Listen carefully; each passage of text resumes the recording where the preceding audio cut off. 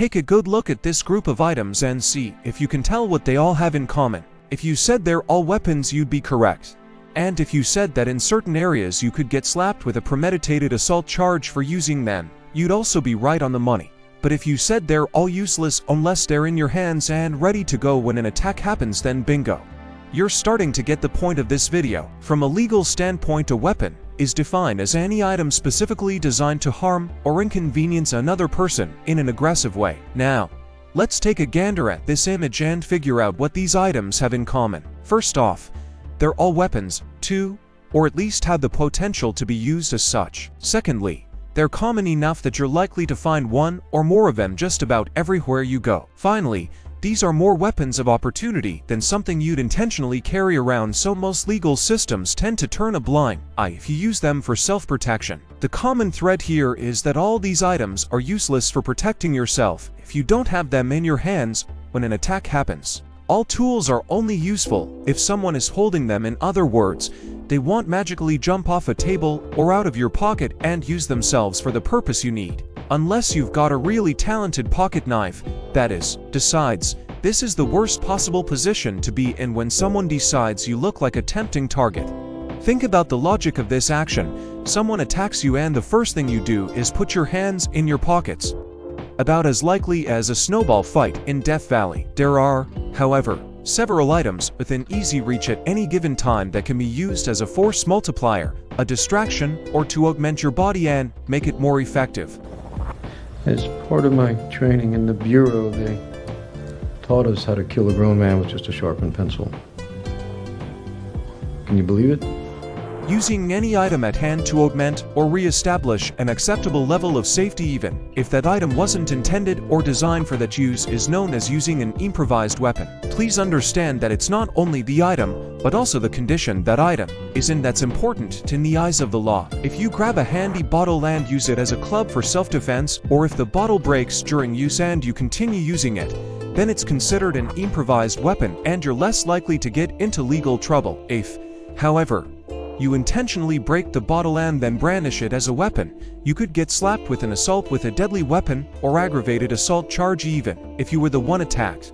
And let's be real, nobody wants to get slapped with anything except maybe a free sandwich. So, instead of gearing yourself up with tools that you most likely wouldn't be able to get to if you're attacked, learn to recognize and, more importantly, use the items around you and their properties that make them suitable as improvised weapons.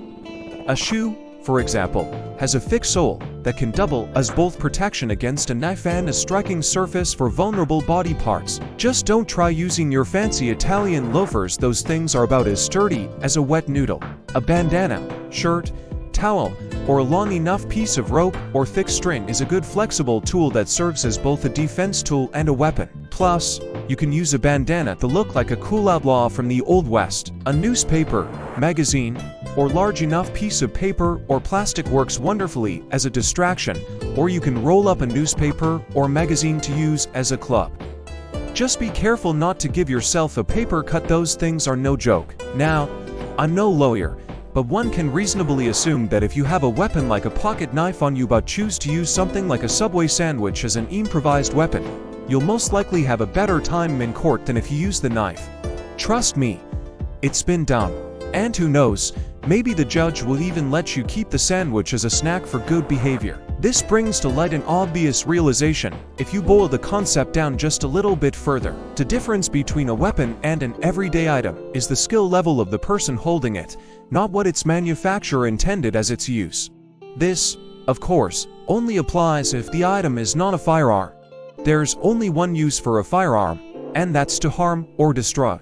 Unless you're a really talented circus performer, in which case, more power to you. I hope you've enjoyed this video and learned something valuable from it. If so, please consider liking and subscribing because we have a lot more on our channel to offer you. And who knows, maybe we'll even throw a free self-defense lesson taught by a master of the ancient art of whoops, I dropped my sandwich. Also, if you've made it this far in the video, I want to give you a bonus piece of content in the form of ways to handle someone threatening or attacking you with a weapon.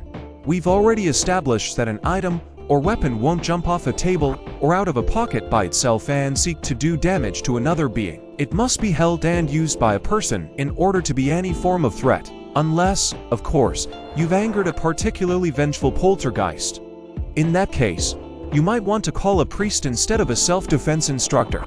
This means logically that if you control the person, you control the weapon. That's why it's important to learn and practice some form of personal protection system or martial arts. This way you learn how the human body operates and how to control it should you ever have the need. After all, prevention and preparation are always better and more effective than solution when it comes to facing problems, unless the problem is a really good riddle, in which case solution is definitely the way to go. As a means of tactics and strategy, if a person is attacking you with a non-firearm weapon, then the secret to survival is to control the major joint next in line closer to the torso of the person.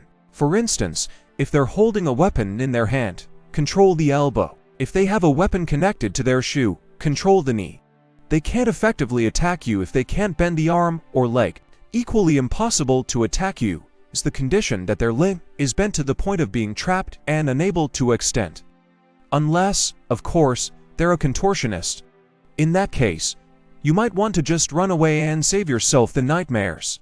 We hope you've gained something of value from this video that helps you stay safer. Until next time, remember, the best self-defense weapon is a good sense of humor and maybe a really big stick, just in case.